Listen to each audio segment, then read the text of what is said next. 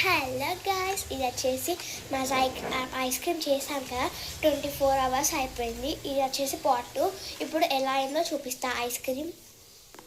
Hello guys, నాకైతే చాలా ఎగ్జైట్మెంట్గా ఉంది చూడడానికి.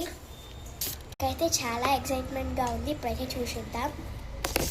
చూడండి మన మజా ఐస్ క్రీమ్. ఫస్ట్ వచ్చేసి రబ్బర్ తీసేద్దాం. చల్లగా ఉంది. అసలే వింటర్ సీజన్. చూడండి పేపర్. మన మజా ఐస్ క్రీమ్ తీసేద్దాం.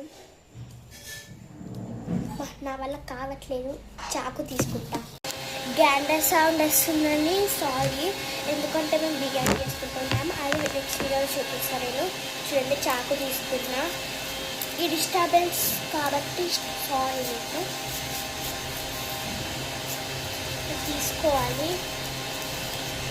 ఇప్పుడు వెళ్తాను చూద్దాం. వెళ్తారే గాయస్, మళ్ళీ చేద్దాం. ఇప్పుడైతే నేను ఇలా ముక్కలు చేసేసుకున్నా ఐస్ క్రీమ్ని. అయితేనే బాగుంటుంది. మీరు ముక్కలు చేయాల్సిన అవసరం లేదు.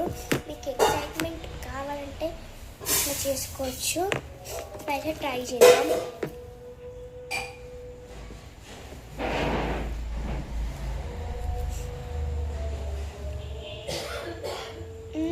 బాగుంది కానీ స్వీట్ ఎక్కువగా ఉంది.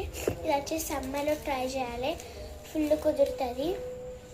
సరే మరి నెక్స్ట్ వీడియోలో కలుసుకుందాం. Bye bye. నెక్స్ట్ రెసిపీ ఏంటో కామెంట్ చేయండి.